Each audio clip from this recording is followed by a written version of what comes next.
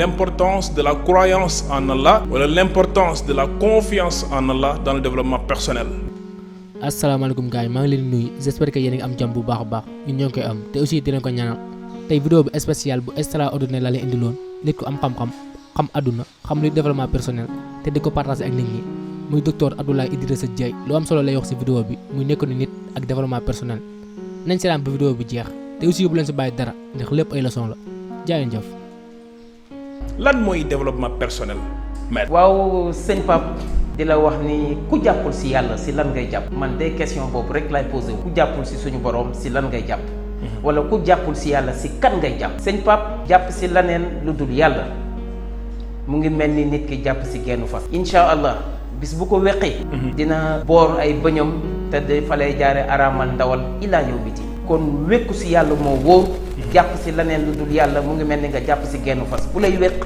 dalay bett te bu la wéqee amaanaam nga am loo xam ni du la neex parce que ndawal moom fa ngay jaaree araamal ko ilaa yow mi din li ma bëgg a wax foofu mooy sëñ Pape àddina bi dafa naqadi ku ne xam na ni àddina naam musul neex naam musul noppale waaye nooy def ak yàlla suñu borom mi nga xam ni dafa sàkk univers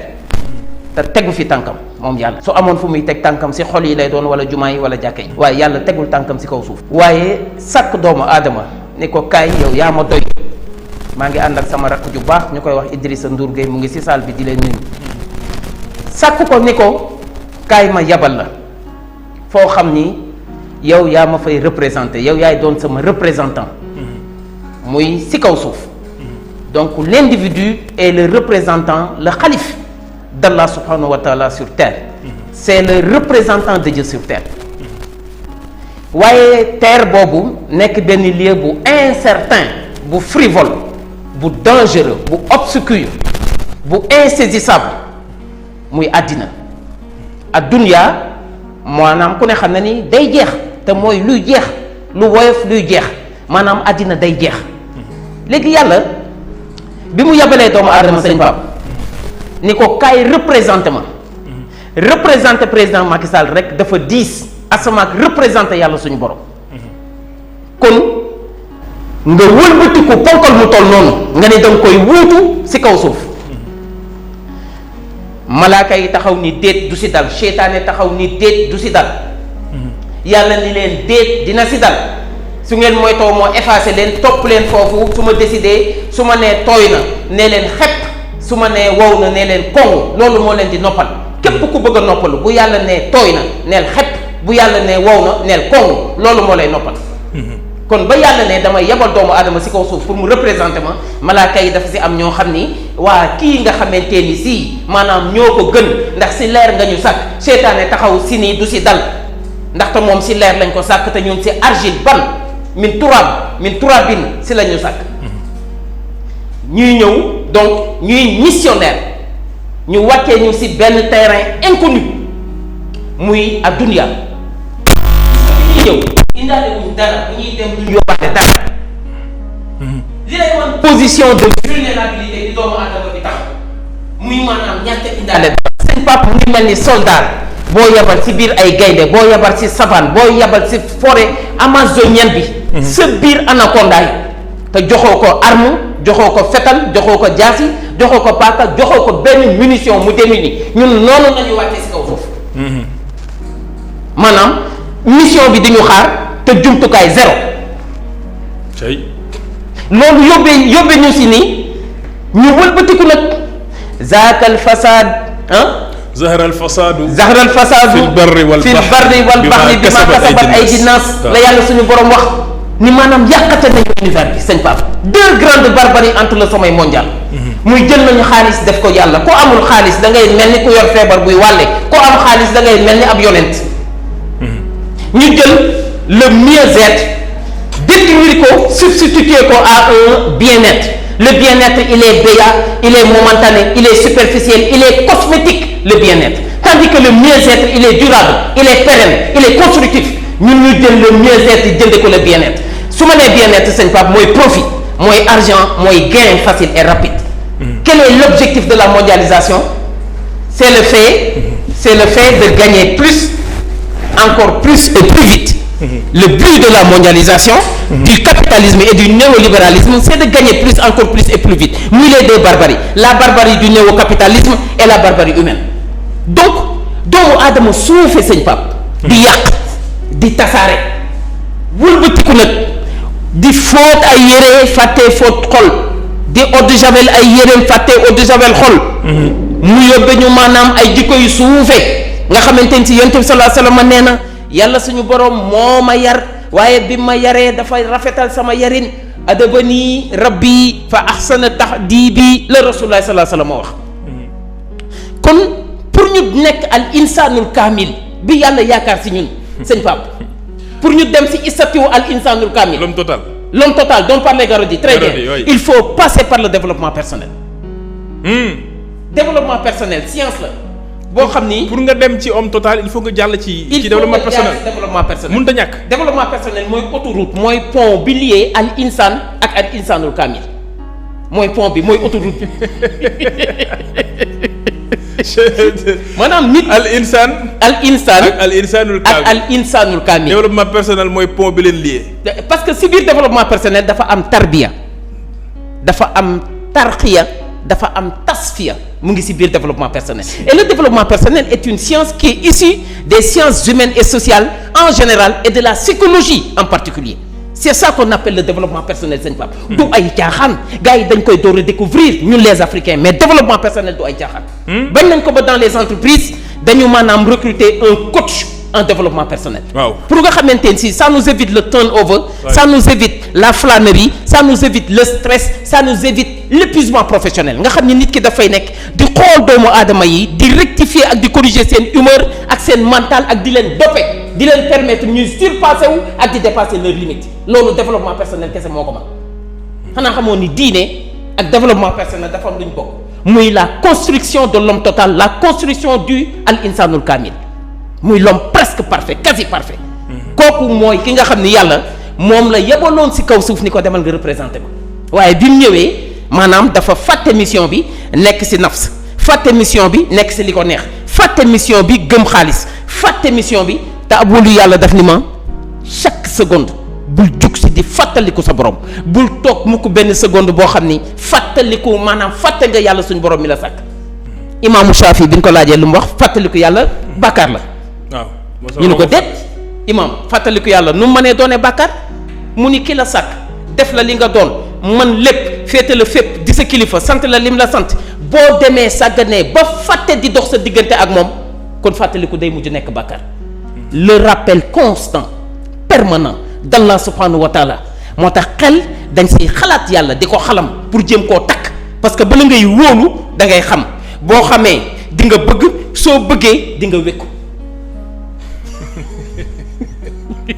soo bëggee di nga wékku soo bëggee di nga wékku ci yàlla donc wékku ci yàlla développement personnel wékku ci yàlla mu ngi ci biir développement personnel daal mooy day fekk nit ku panne par rapport ak ay ambition day fekk nit ku panne par rapport ak ay objectif am day fekk nit koo xam ni dafa réer xamatul fu mu jëm day fekk nit koo xam ni bët yi dafa lëndëm këriis mu perdre le sens de sa vie sëñ Pape c'est pas parce que j'ai les yeux grandement ouverts que j'ai le sens de ma vie que je connais le sens de ma vie perdre le sens de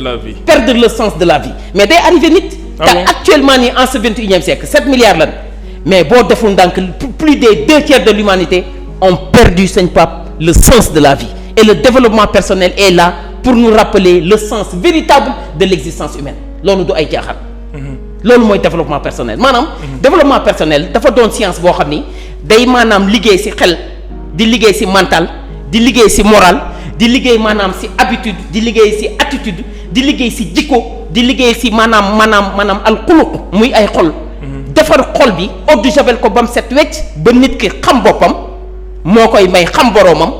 wëlbatiku nag xam li ko war digganteem ak boppam xam li ko war digganteem ak ay mbokkam wëlbatiku nag xam li ko war digganteem ak Allah subhanahu wa taala développement personnel daal ci gàttal moo lay jubóole ak sa bopp moo lay xamloo sa bopp jubóole la ak sa bopp xam loola say mbokk xam loola li war sa diggante ak ñoom di la sa xirtal waaye développement personnel moo lay xamloo sa borom xam li la war sa diggante ak borom ak sa borom te di la sa xirtal saa su ne. kon li ko jiitu mooy xam sa bopp. xam sa bopp sëñ Pape. mais maître. nan la nit di xamee boppam. xam sa bopp xam et puis xam sa bopp lu mu lay jariñ waaye tamit nan la nit di xamee boppam aussi. xam nga sëñ Pape ñu bari ñu ngi def ay erreur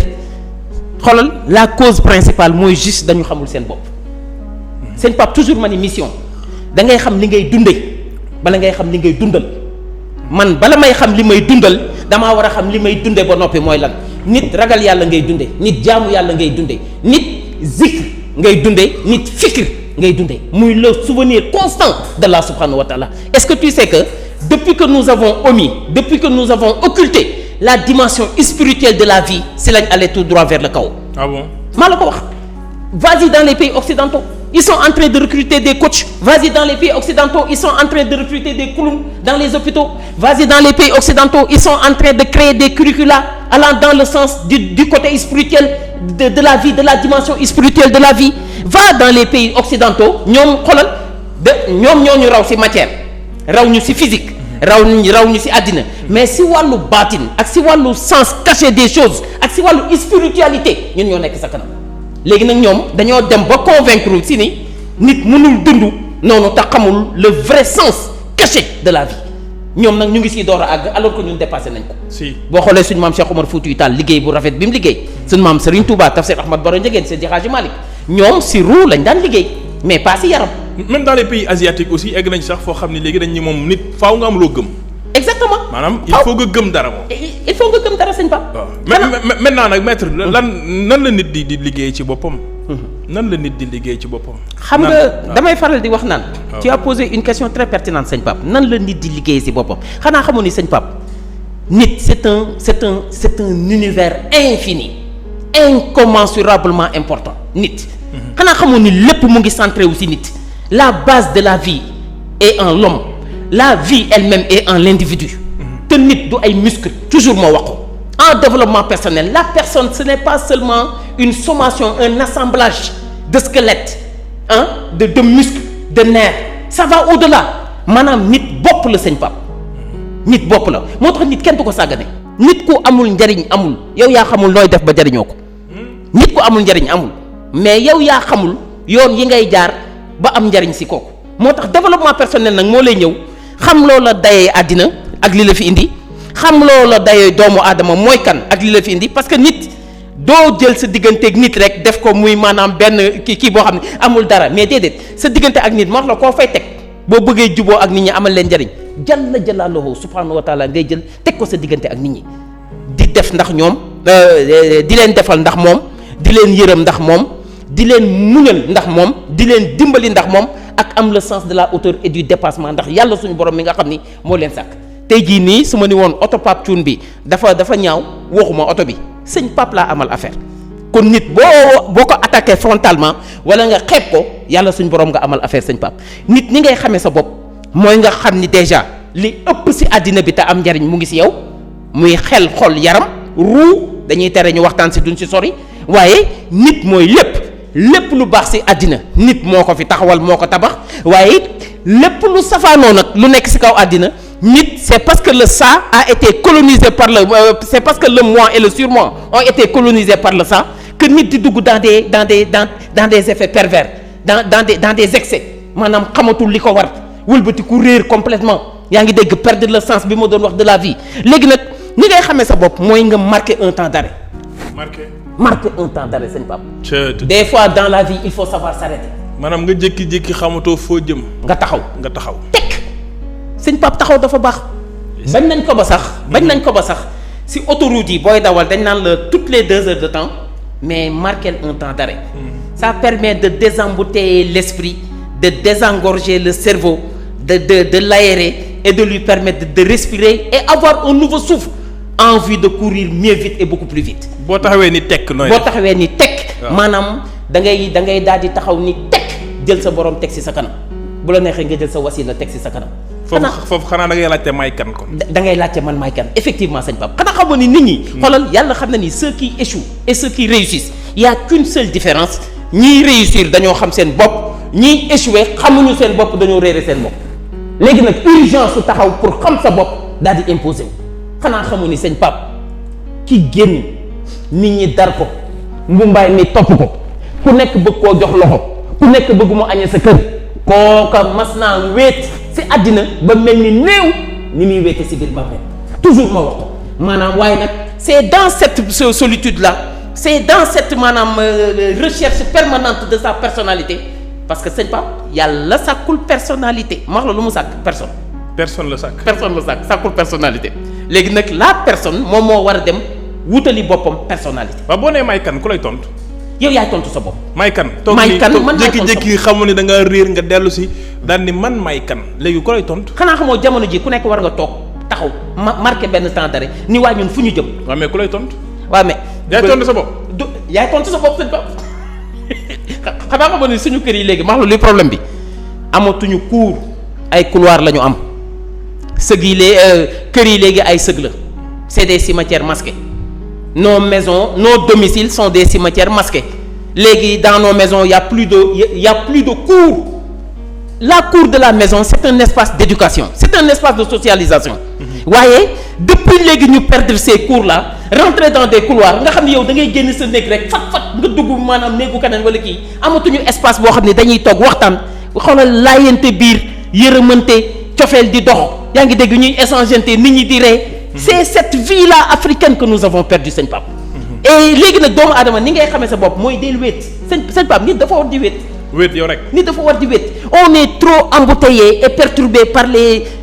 sonneries des téléphones les musiques les séries dans les télévisions les baptêmes les cérémonies la dimension accessoire de la vie les choses mondaines dañuy dem ba dañ ñoo perturbé léegi nag yow maanaam nit ki dafa distraire léegi nag bi mu distraire ba noppi fa la jaar nag léegi perturbé wu et perdre le sens de la vie moo tax des fois il faut savoir s'arrêter sëñ Pape et quand on s'arrête comme tu l'as si bien dit on demande à soi à sa propre personne qui on est en réalité. Qui suis-je? Qu'est-ce que je suis venu faire dans ce bas monde? te nag question bu am importance. C'est une question fondamentale sëñ Pape xanaa xamoon ni beaucoup d'individus courent vite et dans tous les sens mais ne vont nulle part. Beaucoup d'individus courent très vite vont dans tous les sens mais malheureusement ne vont nulle part mar la lu ñuy def errance ils sont dans une dynamique d'errance mu ngi mel ni rek ay xar ak ay bëy yoo xëy yeewi tekki bàyyi leen ñuy divaguer ñuy aller dans tous les sens mais nit bu dee yow yaroo da ngay yafal mais yaa ngi dugal say doom ci errance mais bu dee nag yow maanaam yafaloo da ngay yar yaa ngi wax sa njaboot ñooy kan dinañ xam lan la ñoo xam ci àddina lan moo ci seen devoir lan moo ci seen cër lan moo ci dul seen cër. il faut qu'on retourne à l'éducation de base. nga tontu sa bopp ni kon donc li ñu ci mën a jàngatee mooy. nit ki da ngay war a xam yow yaay kan. xam li la fi indi xam li la koy may xam li la koy xañ. effectivement buñ ko doon résumé. effectivement nit ki da ngay xam yaay kan xam li la fi indi ci àddina xam li la koy may xam li la koy xañ boo ko xamee rek xoolal l'équation magistrale de ta vie a été résolue. Et fondamentalement, ça permet de nous réconcilier avec nous-mêmes, de nous réconcilier avec nos semblables et la société, et de nous réconcilier avec Allah le créateur suprême, Allah subhanahu wa ta'ala. su ko defee jàmm daal ni ñooy. bu ko nekk xamee li la war bu nekk xamee sa bopp xam yaay kan xam li la war nekk sa non defe naa ni coow du bari looloo tax ñuy bañ maanaam nit ki di am jot parce que boo amee jot rek ñetti chose daal di ñëw. besoin vice ak ennui. saa yu nit ki amee jot désœuvré toog bañ a def dara. ennui ñëw vice ñëw maanaam oisiveté daal di ñëw oisiveté mooy joxe ñett yooyu mooy joxe ennui oisiveté mooy joxe vice oisiveté mooy joxe besoin ndax di nga am sa soxla doo gis ku la ko fajal parce que yow da ngaa am jot trop liggéeyoo deuxième bi mooy sa jot googu noonu da nga koy exploiter dans le mauvais sens beneen bi mooy sa jot googu nag daf lay daal di xiirtal si ngay commettre ay ñaawteef ak ay bakkaar te loolu taxul doomu aadama bi wàcc si kaw suuf. jërëjëf maître. waaw macha allah. am na solo trop maintenant ci foofu nag la ñuy duggee nag. dëgg la ci l'importance de la croyance en Allah. lan la mën a def ci ñun ci suñu wàllu développement personnel. maître. dëgg la parce que gis nañu ni suñu mag ñëpp ku ci nekk rek. loolu moo la yóbbu fa nga jëm. mooy wéeru gi nga wéeru ci suñu borom xam ni ku dul moom mënul lor mënul jariñ. an-naf'u wad-durru min ar-rahmani laysa min as-sudaani wal bidaani. effectivement sama baba dafa ma wax ni ma pap ma ne ko waaw mënuma nit ñi ama nekkal ak ñoom nekkin gu rafet ma ne ko waaw mënuma mais au fond de toi ma ne ko waaw mënuma tourne leur le dos man ko lu tax mu ne parce que sëñ Tuubaa nee na an nafu wa durr min arrahmani laysa min as-sudaani wal bidaani parce que lor ak njariñ jógewul ci kudul suñu borom kudul yàlla mënul lor léegi nag confiance boobu nga war am ci moom pour mën a dund gu ñoŋ ci àdduna ñu ñëw ci loolu maître. Sëriñ Muniru Njegen alxalifa yàlla na fi yàgg te wér damay faral di dégg ci ay waxam mu naan bakkan ak wërsëg yàlla joxu ko kenn. bakkan ak wërsëg yàlla joxu ko kenn. da koo téyel boppam ci loxoom bu tedd bi. ñu ni ko lu tax Njegen Mamas mu ni bakkan bis bu ko yàlla dénkee doomu aadama ku mu mere jëlee la fi wërsëg bu ko yàlla dénkee doomu aadama ku mu mere daal di lay xañ. wallaahi. yàlla nag di récupérer ñaar yooyu daal di koy ngëbal boppam ci loxoom bu tedd. waaye waxaat ko ay maître. doomu aadama daal doy war de. wallaahi bu fekkoon ñooy wërsëg yi. kon mari day taali moo tax yàlla ni wërsëg ak bakkan du ma ko dénk kenn man yàlla maa koy gérer sama bopp. ñu ni ko waa jalla jalla la woo lu tax mu ni su ma ko dénkee nit xam naa nit maa ko defar maa ko sàkk kenn gënu ma koo xam. bis bu ma dénkee ñaar yooyu doomu aadama ku mu mere jëlee la fi ku mu mere xañ la kon maa lànk ñaar yooyu du ma ko jox kenn. waaw lu fi jar coggu lu fi jar yàq der pour positionner wu. ndax gis nga place boo mënti toog del fàttaliku sa xel daar DAR D dàq wala D A affectation. R retraite foo mën di toog chaise boo mën di toog ci àddina dans le développement personnel dañu bëgg nit ki indépendant. L'indépendance est un critère sacro-saint dans le développement personnel maanaam tey jii yow Sëñ Tuubaa wax na ko ci Masaalikul Jinaan nee na nit ñi ak jinne yi bu ñu àndoon coaliser ni dañ lay lor wala dañ lay jariñ te du nammeelu yàlla seen pexe day naxasaay Sëñ Tuubaa moo ko wax ci Masaalik nee na ci Masaalikul Jinaan nit ñi ak jinne yi bu ñu coaliser woon joxante loxo ñu ni ko Mbàkke Bàlla mu ni ñu décider tey ni dañ lay jariñ wala dañ lay lor te du nammeelu yàlla seen pexe day naxasaay wallaahi mu ni la plume de Dieu est déjà séchée. wallaahi. yàlla li muy bind na ko démb tey door a ñëw destin dafa am kon nee na bul jaamu wala ngay wakkirlu ci kenn ku dul yàlla dégg nga de. tawhiid daal di dugg mënoo wékku ci yàlla te xamoo yàlla suñu borom ku xam yàlla xam sa bopp. wallaahi ndeysaan. boo ko xamee nag ba noppi moom yàlla suñu borom sa beauté sa majesté son élégance son incommensurable beauté daf lay éblouir. ba maanaam yow da ngay wëlbatiku nag di xam sa bopp léegi nag boo xamee yàlla da nga koy gëm boo ko gëmee da nga koy bëgg gën koo xam bëgg ko soo ko bëggee da nga koy nangul ci service am rek ngay dox maanaam sa xel dootu si jug illaa yow mi diin xanaa déggoo ñu naan yàlla na la yàlla fàttali boppam ndax ku yàlla fàttali boppam Cheikh Saliou daan na ko wax ku yàlla fàttali boppam rek dootoo ko fàtte. kon yàlla na yàlla maanaam fàttalikuloo boppam. beneen bi mu ni maanaam bu ñu àndoon tey jii ni dañ lay lor duñ ci arrivé kon nee na destin lu am la yàlla tracé na ko démb tey door a ñëw léegi nee na yow foo toll na nga wakkiirlu mooy ci yàlla suñu borom mi nga xam ni mooy le maître des destins et des destinées mais loolu sëñ Pape boo ko xamee looy ragal. dara doo ragal dara wallaahi alazim doo ragal dara ndax xanaa xamoon ni wóolu yàlla yow noo fii bàyyee koo xam ni day jeex di ko jënde ku dul jeex. maanaam yow nooy wekkoo si koo xam ni dafiy jóge di ko jënde koo xam ni il est éternel. wallaahi alazim. yow nooy yaakaare ku yorul tus di ko jënde koo xam ni du jeexal yow nooy yaakaare koo xam ni day toxu day faatu nga di ko jënde koo xam ni du fi jug yow nooy yaakaare koo xam ni amul dara même ay soxlay boppam mënu ko satisfaire nga jënde ko koo xam ni li mu yor du jeex te soxla wu si dara bu sëñ bi nee na bu doon da ngaa jël soxlay doomu aadama yépp daal di koy satisfaire ndoo à la même minute à la même seconde mu ngi mel ni nga jël maanaam suufu puso daal di koy samp si ndoxu géej boo génnee lay takk sa puso ba loolu la yàlla faje mbooleem soxlay doomu aadama yi xoolul géej ga par rapport ak li génn comme ñun maanaam dañuy bàyyi la grande poche di wékku si les petites poches dañuy bàyyee yaakaar poche bu mag ba nekk si poche yu ndaw yooyu fu ma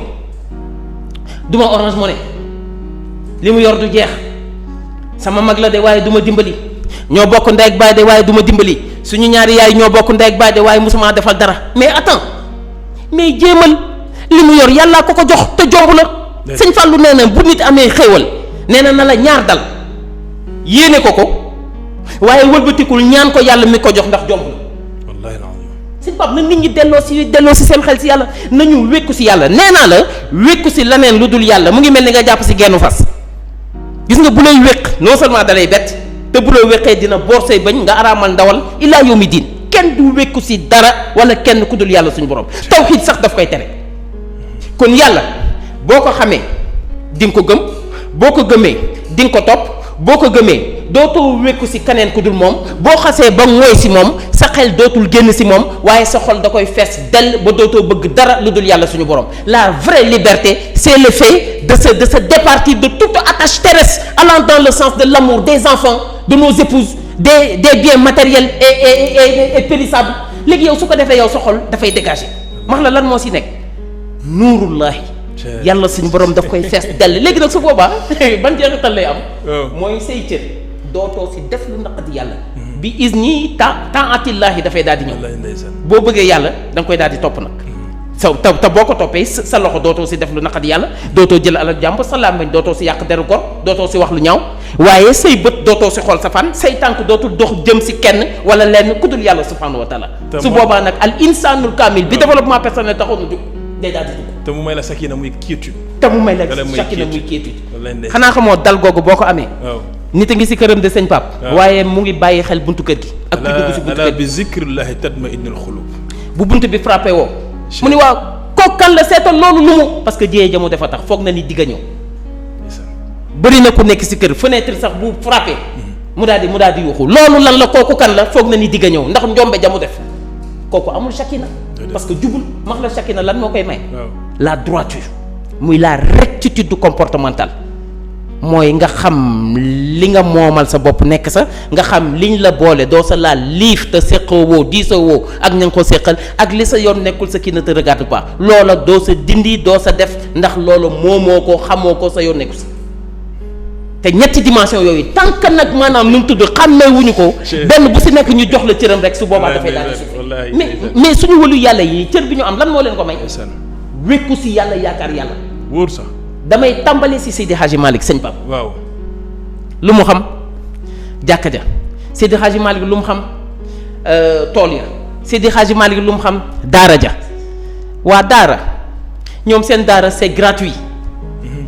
te pourtant tout le temps ils sont dans les daara fu ñuy jëlee lu ñu dundee fu ñuy jëlee lu ñu fay seen facture fu ñuy jëlee lu ñu maanaam satisfaire leurs besoins premiers fan lañ koy jëlee yow ñi ngay jàngal du ñu fay te ba noppi am ngay soxla te génnoo kër gi mais attends c'est paradoxal wékku si yàlla gi moom moo tax parce que xam nañ ni Dieu ne manque jamais à ses promesses yàlla lu mu digle dina ko def bu nee dem dinaa def lii bu yeboo nga signé léegi nag wax naa la affaire daara ja Seydi Hadji Malick daara ja amul dara loo xam ni da koy dundal moom Seydi Hadji Malick lu dul jaamu yàlla la ko def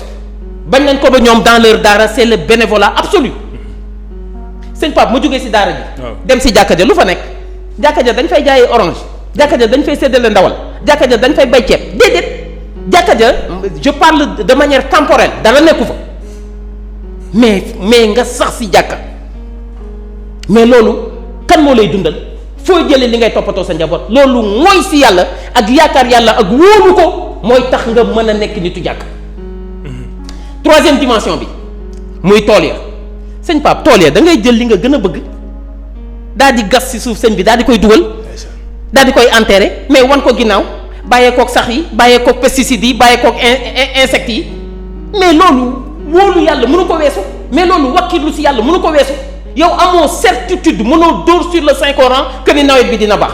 mënoo dóor sur le Saint Coran que ni man dinaa am les meilleurs rendements et pourtant les besoins financiers à satisfaire sont là ils attendent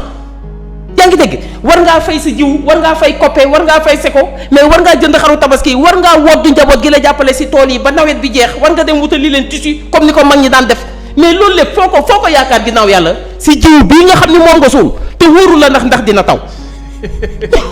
yéemi nga wax ni def ci sa lépp. wan ko ginnaaw waaye te wóoru la ndax dina taw. waaye foo ko wékk wa man yatawakkal ala llahi fa huwa hasbuhu inna allaha balighu amrihi. mais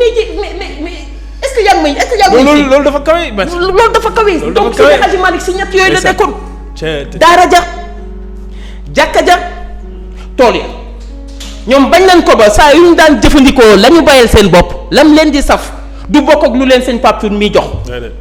ndax maanaam wakkiilu ja ak maanaam wóolu yàlla ga dafay jeexital si jiw gi ak li muy produire te yàlla dafa neex xam nga suñu borom dafa neex léegi nag loolay waral yow li nga liggéeyal sa bopp suuxatal ko sa bopp toppatoo ko sa bopp boo koy xéwloo du bokk ak lu la seen Pape Thioune may parce que lële ya dafa saf ak yàlla suñu borom yàlla sens spirituel mais boo ñëwee si tafsir El Hadj Ahmad Baro Ndiéguène mooy moom bi muy jógee Saloum mais dafa waroon na toog dafa waroon na bokk si les héritiers du trône et du roi bëlëb saa ndeene mooy maamam dafa gedd nguur gedd àddina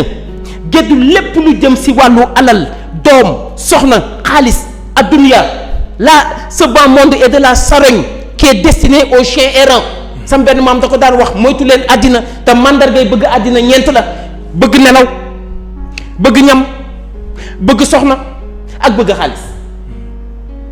donc nit ñeent yooyu da nga ko war a moytu c'est ce qu'on appelle les attaches terrestres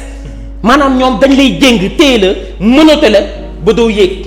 sa roue kenn du ko éduquer sa roue kenn du ko purifier sa roue du mën a élever parce que dafa am ñeent yooyu ñoo ko jéng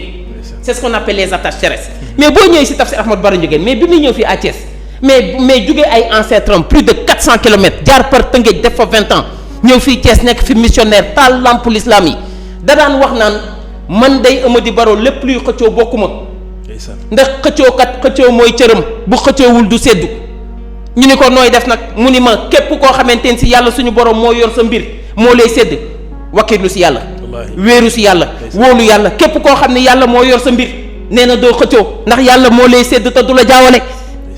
nee na man du ma xëccoo sama cër yàllaa ko yor moo tax musul xëccoo dara